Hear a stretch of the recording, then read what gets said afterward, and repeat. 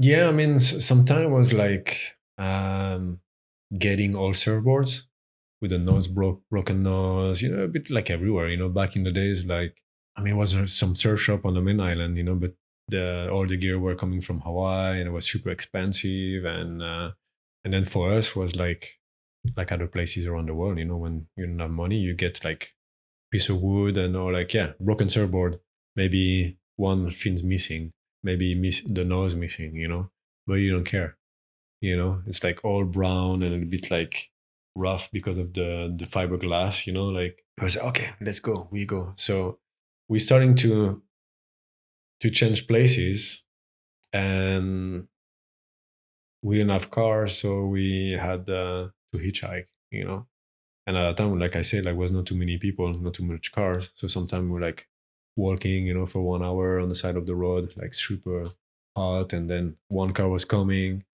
And hey, kids, where are you going? Oh, we're gonna go to there to surf. Okay, let's go. You know, and so sometimes like was like 20 kilometers stop, and the way was like, I don't know, 10, 15 minutes paddling out. So we're going paddling out, stay a couple hours, catch some waves, and the same thing to come back home. But yeah, it's just to be driven by doing more. And sometimes we were coming on some places where it was really big, and we were catching one wave on nothing and then come back. But in Tahiti, the waves can be heavy and strong, but sometimes small and perfect. So it's easy to learn with perfect waves, because it's gonna be always the same. You know, then like a wave pool, now you have everything everywhere. And after was like just spending time, hours and days in the water. That's it. Having fun. I'm really interested in this part personally. So I heard from like teachers in Portugal. So I went to surf camps, and they told me that, okay, if you know how to surf in the Atlantic Ocean, you can surf everywhere. That's what like one or two of them said, because it's supposed to be like really rough in the Atlantic Ocean, according to them. And you were talking about, but somehow opposite now. You said, okay, if you have the perfect wave, it's easier to learn. And so, what's your opinion I think what they on told you that? is maybe a marketing thing.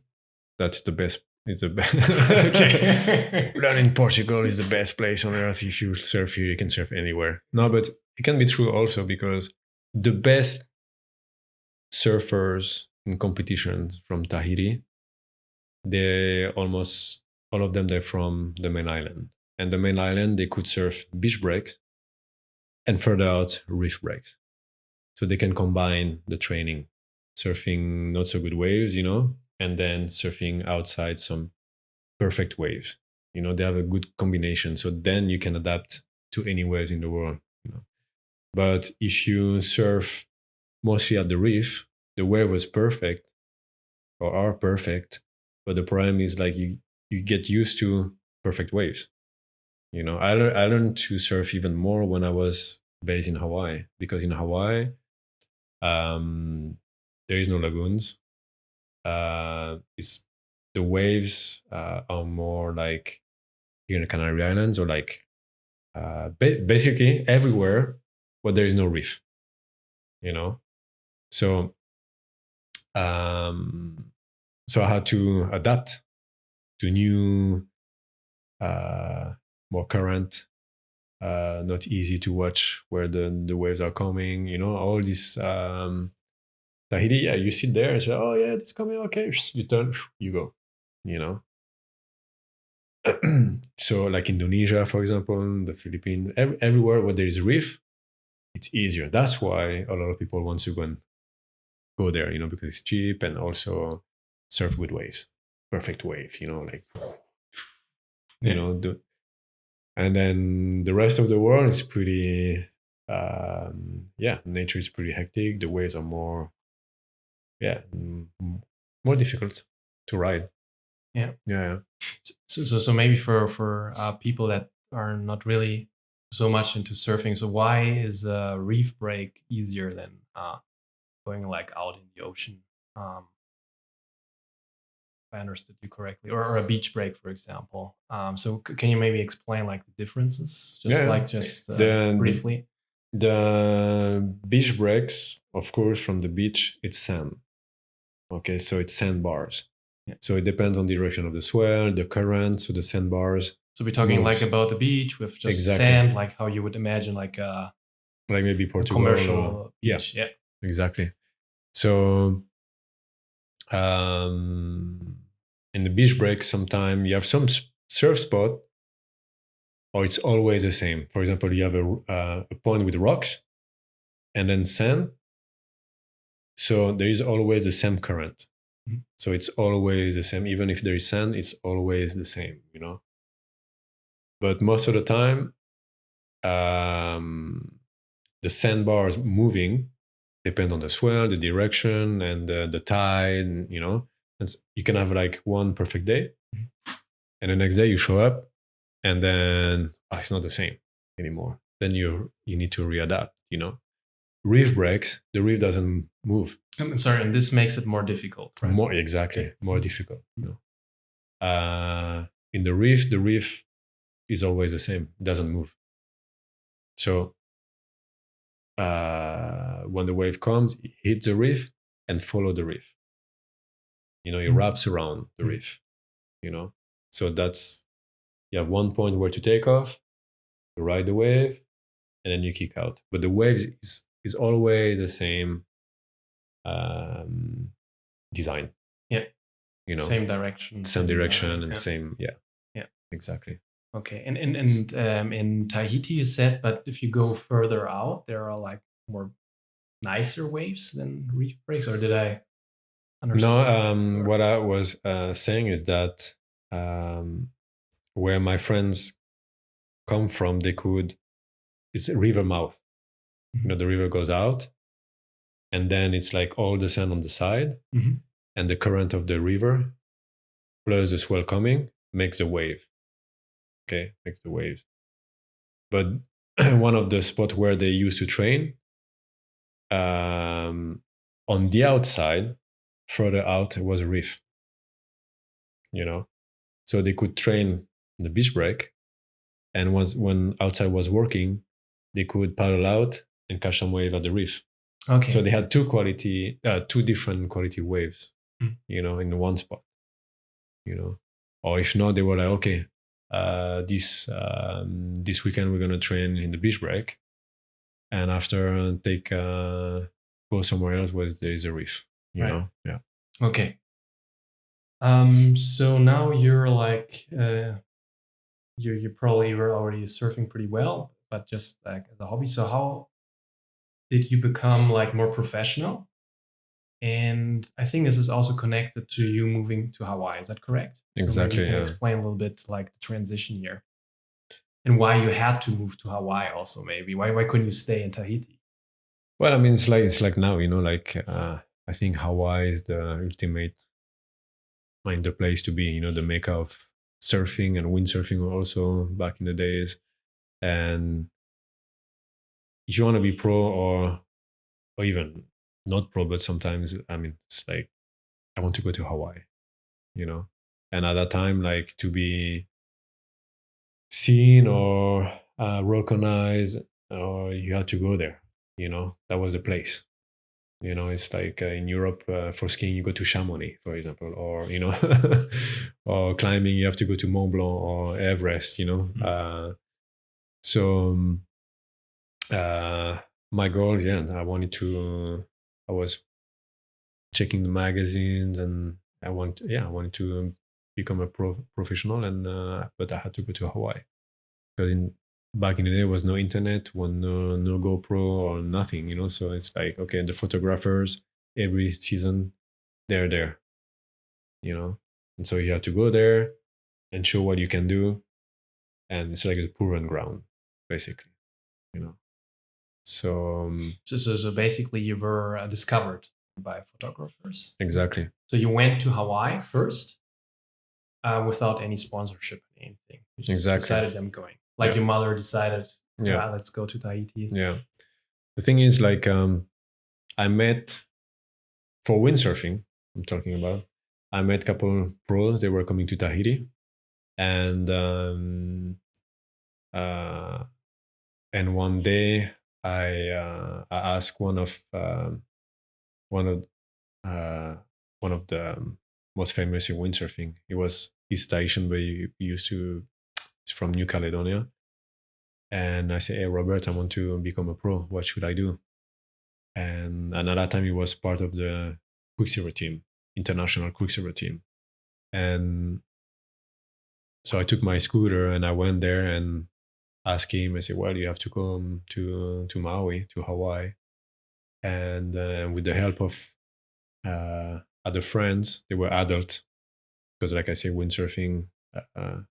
You had to someone had to have a job and to pay the gear and things like that, like so I was like windsurfing with my friends. They were all adult, and so I sold my scooter and to pay the plane ticket. And I was 16. I went to Hawaii. Two friends came. They checked there if I was okay, and but I had connection with some pros. So I found a place to stay, and then yeah, basically was the end of the season of the waves, but it was summertime. It was flat and a lot of wind. So in windsurfing, I could do the speed and slalom competition races. Mhm. Okay, so What exactly is that? Can you explain that? pretty much like windsurfing, you have wave riding into the waves, and then you have other say that other disciplines.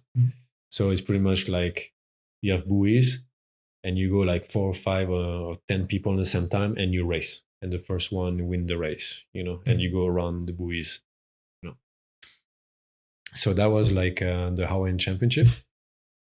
So I was doing to make a living. I was doing dishes and landscaping, and so to make some money. And then I did uh, those races during summertime, and then I finished third in junior, and I think 14 overall. It's like any ages. So maybe these are like teenager competitions, are not adult competitions, or Both. both? Yeah. So teenager, I finished third, and all ages combined, I finished 14 overall. Yeah. Oh, okay. Exactly. From how like that, I guess that's pretty good, but like to give more like an overview, like from how many people I think it was competed? 60. Something like that. 60. Yeah. Okay. Yeah. And then and then I got my first sponsorship from a Hawaiian brand for windsurfing. And then I went back to Tahiti, and after every winter I was going back there, and more. Then I was like uh, getting better and better, and then getting some coverage in the magazines, and then um, a French photographer was working for Quicksilver and say, we're looking for some kids for new talent and everything and for the team. And then it's how I got sponsored by Quicksilver. And yeah, so pretty much like I was surfing in the morning and windsurfing in the afternoon because the wind was coming around 11, 12. So I always combine both, but I was more sponsored for windsurfing. Okay.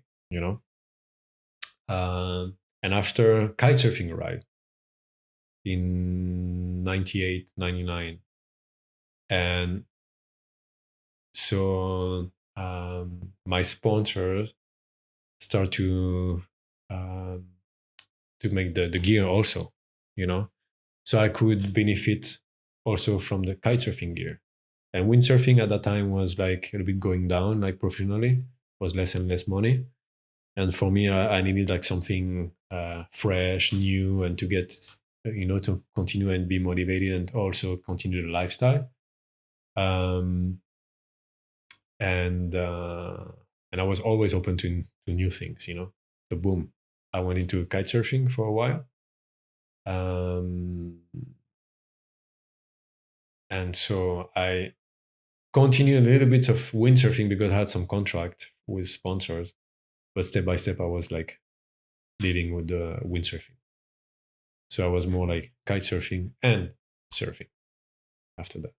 Okay. Yeah. So you switched basically from windsurfing to kite surfing. Exactly. Okay. Yeah. But the wave surfing, basically, or surfing, that was always on. On the side, yeah. Yeah. On the When side. there was no wind, when was no wind, I was in the water. Wave surfing, surfing, longboarding, stand-up paddling, foil boarding, because it was like in 2000, all this sport like foil boarding, they think is something new, but it's not something new. Like like for them, Kailini was like, I think he was 8 or 9. When I knew him when he was a kid. Okay. Yeah. And he was already starting to, because all this sport was coming. So he was, I think, one of the only kid of his age trying to do different sports, water sports. And that's why a couple of years ago he became really, really good, because like he all the gear, like for example foil boarding, was really hard back in the days to make, because it was from aluminum, was super heavy. We had like have snowboard boots to to control the board, and now with carbon and everything, like everything is easy, light, easy to access to anyone actually. So yeah, I was, and living in Hawaii, there, most of the people, they were doing different water sport. So that's what they call the waterman. A waterman was like someone who lived from the ocean, really versatile and can adapt to any conditions, any sports, and yeah, to live from the ocean, use the ocean, for living.